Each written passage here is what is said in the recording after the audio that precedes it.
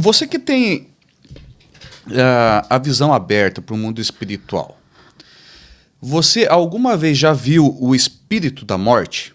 Já. Tá, beleza. Por quê? Porque assim, ó, o que a mídia nos mostra é uma caveira com um capuz, com uma forca aqui, sei lá o que é, Foice, né? uma foice. E esse é o espírito da morte. Biblicamente falando, eu gostaria que você abordasse dessa forma. Porque o espírito da morte, a morte, ele é para o ímpio, a morte acontece para todo mundo, quanto para o cristão. Ele é um espírito maligno ou ele é um espírito que cuida somente da morte? Quando a pessoa morre, a carne vai para o pó, mas o espírito ele tem que ir para algum lugar. Ele que faz essa transição. Boa. Primeiro que eu nunca vi essa figura, assim, eu não sei se foi criada essa analogia e tudo, né? Que a gente vê muito essa questão, né? Às vezes que eu vi o espírito da morte foram as vezes que eu cheguei em ambientes e senti a sua presença, tá? Vou contar a minha experiência, né? Às vezes que eu senti a presença dele e às vezes que eu vi a figura, era uma figura de um ser como se fosse uma pessoa comum, tá? Uhum. Mas a figura dele, quando chegava no ambiente, me dava calafrio.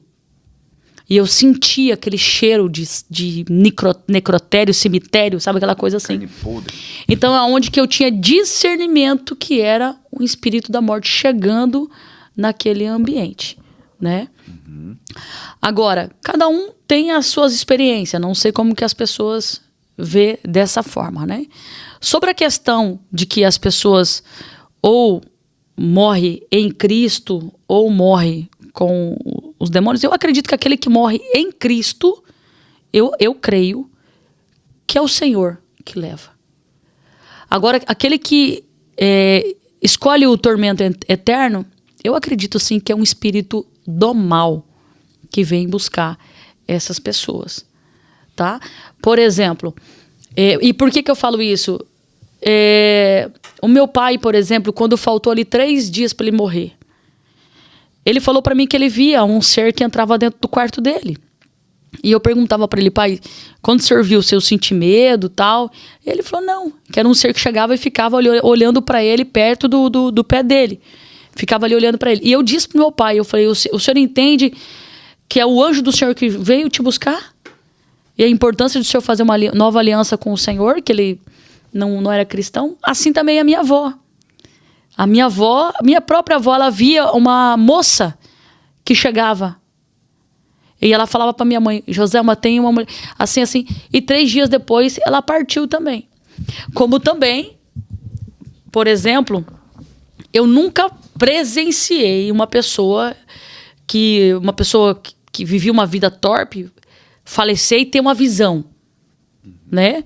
Mas eu já tive amigas de ministério que já contemplaram isso, entende? Então, segundo o relato delas, de ver literalmente, acho que até contei aqui de uma missionária que viu um espírito maligno que corria, eu falei aqui, né? Que corria, que ela estava numa... Isso é um relato dela, tá? Eu não me comprometo com isso porque isso é um relato dela, mas eu achei muito forte, porque ela não é uma senhora já idônea. Ela, acredito que ela jamais ia inventar uma experiência como ela. Ela adotou um menino, ela morava numa chácara, ela adotou um menino que era da vida errada. E esse menino se converte com ela e tal, ela tinha um culto nessa chácara, ele começa a congregar e tudo, só que a dívida do tráfico dele era muito grande, é um negócio absurdo. Não me recordo direito o que aconteceu, eu só sei que ele foi assassinado. Só que ele saiu, eu contei aqui, né? Ele saiu da casa, tudo, né? E ela estava lá ele tava lá na área da casa dela e viu quando a porteira abriu e ele veio correndo, gritando, mãe, socorro. Só que daí, quando ela levanta, ele passa por ela, segundo o relato dela, né? Quando ele passa por ela, ela se assusta. Em seguida, ela vê um espírito que vem, das profundezas, vem e puxa ele. Isso é um relato dela. Então, eu nunca tive essa experiência. Ele já tinha sido morto, no caso. Tinha sido assassinado. Na hora que ele apareceu correndo lá, já tinha acontecido. Sido, porque daí, minutos depois, o telefone dela toca. Aí, entendeu? Porque ele tinha se convertido tudo, mas depois teve uma recaída e, infelizmente, ele foi assassinado. Entendeu? Então, é uma coisa que eu acredito. Eu acredito que as pessoas que morrem em Cristo Jesus, eu acredito piamente que é o Senhor que os anjos e... Agora, aqueles que morrem em Cristo Jesus, eu acredito também que eles têm uma experiência terrível. Inclusive, tem um corte também que veio com a pastora aqui, que eu coloquei o título A Morte é um Mistério, que já deu muitos milhares de views. E muita gente xingando a gente, porque tem muito especialista de morte na internet, não sei se você sabe. Gente que já morreu e voltou 3, 4 vezes. 3, 4 vezes, é tipo um gato, né? Tipo um gato. Pastora, ainda dentro desse assunto, essa aqui você nunca contou aqui, e eu procurei não assistir o teu corte lá, porque eu queria ser impactado com a história aqui, porque eu sei que é uma história forte. Uma figura muito ilustrada nos filmes, de terror principalmente, clássico ainda, os filmes antigos, é a figura do Frankenstein, que é aquele cara, Yuri, que foi pego, né, os pedaços dele pra montar um humanoide ali e tal, aquela figura clássica do Frankenstein. E você teve uma visão, e essa foi uma experiência sua, com um ser parecido com o Frankenstein. O que aconteceu? Conta pra nós. Na verdade, assim, nós estávamos numa campanha de oração, na madrugada, que eu tenho um canal que é só para oração, campanha de oração que se chama Torre de Oração. E eu não lembro se foi no primeiro ou no segundo dia, a gente estava orando, primeiro eu orei pelos casamentos, aí eu orei pelos filhos. Quando eu fui orar pelos filhos, eu estava orando, eu vi a figura do Frankenstein. Né, porque ele tem aquele rosto comprido, ele é assombroso, né? E eu vi essa figura desse personagem andando dentro dos quartos dessas crianças, adolescentes, jovens. E enquanto eu orava, eu me arrepiava muito. E eu comecei a repreender. Não repreendi o espírito do Frankenstein, mas eu comecei a repreender. E daí, na hora, eu falei, gente, eu tive uma visão assim, mas eu fiquei assim, cara, por que Deus me deu essa visão? O que está por trás dessa história? Quando eu fui buscar a história dele, eu entendi o porquê da visão. Daí, no outro dia, eu orei e fiz uma oração mais específica. Porque, na verdade, o Frankenstein, na verdade, é o nome de um cientista. Ele quis criar ali um personagem, só que depois ele mesmo se assusta com o personagem que ele criou e rejeita esse personagem. Então... esse personagem, ele começa a interagir muito com a rejeição do seu criador. Então, aí que nasce uma revolta dele e ele fica aquela figura mais vingativa. Você tá entendendo? E daí eu comecei a entender algumas coisas. Por que Deus me fazia orar pelos adolescentes, pelos jovens? Porque são fases de mudança de identidade, que eles se sentem rejeitados pelo pai, pela mãe. Aí cria aqueles pensamentos de rebeldia. E quantos adolescentes que nessa transição de adolescência, de jovens, se tornam assassinos, né? Vão para o mundo das drogas. Você tá entendendo? Porque se sentem rejeitados, porque dentro da escola passa por bullying. Quantas crianças, Willy, que tem lá os seus 7 anos, que já sofrem bullying dentro da escola. Se você busca a história dele, porque Deus, na verdade, ele queria que eu olhasse para a história, para eu entender que tipo de influência maligna que tinha. Não tinha nada a ver com o personagem em si. Tinha a ver com um pano de fundo, igual eu te falei. Com um pano de fundo do personagem. É aquela influência que estava dentro dos lares. Então, daí, no outro dia, eu fiz uma oração específica, pedindo para que Deus quebrasse todo o pensamento de rejeição, pedindo para que Deus quebrasse toda a influência que estava sobre aquelas crianças. Rapaz, e foi uma loucura. Uma loucura. Eu me segurava, tem momento assim da live, assim, que eu tô com a mão na boca, que eu queria vomitar. Imagina, 3 horas da manhã você orando por essas coisas. Não, e mais de 2.000 pessoas. 3.000 pessoas ao vivo. Sabe? Então, imagina quantas famílias. Isso diretamente, porque tem pessoas que te assistem que ele não clica ali para não aparecer que ele tá ali. Mas a gente sabe que tem muito mais pessoas. O que aparece ali no ao vivo são as pessoas que ampliam a tela. Mas tem muita gente que vê o teu quadradinho, só clica lá no microfonezinho e consegue te ouvir sem que você saiba que ele tá lá. Então, quando a gente fecha a live, que a gente percebe que tem 10 mil pessoas. Um exemplo, né? Mas, cara, foi muitas famílias que foram alcançadas. E eu comecei a passar mal, que foi uma loucura. Então, olha quanto que é importante a questão da visão profética. Aí que eu falo, né? Se a gente entendesse, né, pastor, o quanto é perigoso essa questão da formação dos nossos filhos. Eu falo porque eu sou pai, tenho uma menininha que eu amo muito, que está entrando na pré-adolescência, aí tem 10 aninhos. E como o mundo hoje mudou a questão da influência e da formação das nossas crianças, né?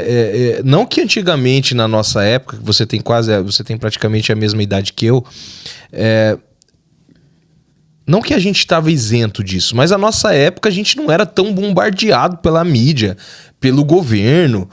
A gente tinha um crescimento diferente. E hoje a gente percebe desde o pequenininho o interesse desse sistema em influenciar e formar os nossos filhos, as nossas crianças. Isso é muito perigoso, né, pastora? Você falou uma coisa muito forte. O pastor Diogo, lá da nossa igreja, ele e a Camila, que já esteve aqui, eles são líder de adolescente.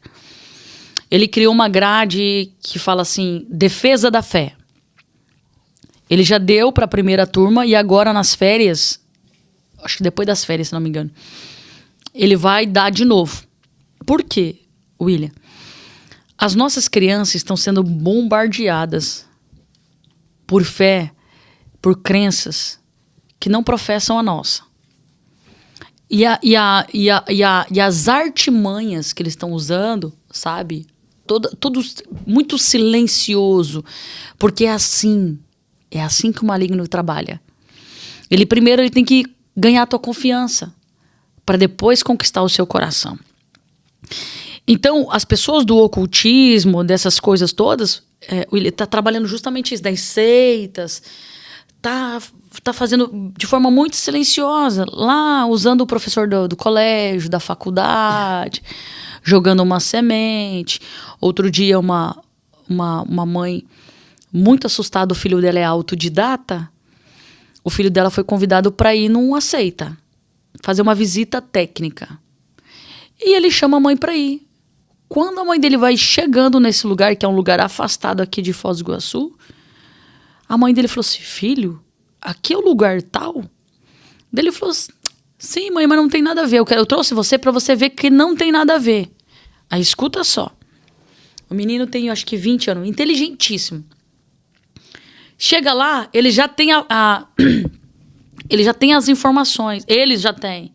Que o menino é autodidata, que o menino não sei o quê, não sei o quê, não sei o quê. Chegaram lá, colocaram eles numa roda. Nessa roda, você fala dentro desse lugar o que é que você tem mais curiosidade de saber. Aí cada um fala o seu e tá lá essa irmã, mulher de Deus, de oração, ela tá lá no meio. E ela falou assim, uma coisa de louco. O acolhimento daquele povo.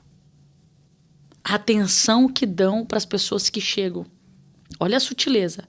E aqui veio o pulo do gato. Ele sabia que o Piá era inteligente. Sabia que o Piá lê demais. Deram uma oportunidade para ele trazer uma fala. O Piá começa a falar e começa a trazer a analogia dele acerca do lugar que houve um incentivo para ele fazer uma leitura do lugar, que não dá para ser muito específico, pessoal, porque isso aqui gera até processo. E a fala do Piá, a mãe dele falou, tão certo como vive o Senhor, William, que todos que falaram, ninguém nem esboçou nada. Quando o filho dela falou, todos os acadêmicos se levantaram e aplaudiram o filho dela. O filho dela saiu de lá e falou, mãe, é aqui que eu quero ficar. Eles acolhem os jovens até para morar naquele lugar. Você vê a sutileza? Aí eu falei, pastor Diogo, pastor, você é um cara crânio. Eu quero que você estuda sobre a cultura desse povo. Quero que você coloque na matéria. O pastor Diogo já tinha algo preparado, preparou, elaborou, e agora nós vamos falar com os nossos adolescentes sobre isso. Sabe? Porque esses lugares, e a gente precisa, pastor, criar os nossos filhos na presença de Deus. Não dá. Não dá, pelo amor de Deus. Leva os seus filhos para a igreja. Leva. Porque lá dentro da escola, da faculdade, eles já estão lá. Já estão lá. Aí você fica com medo. Você fica com medo das religiões afro, não sei o quê, mas tem outros aí, irmãos, que estão muito mais adiante do que eles. Que não dá para falar aqui. Querendo converter a mente dos nossos filhos para eles. Para aquilo que eles acreditam. Por isso que nós temos que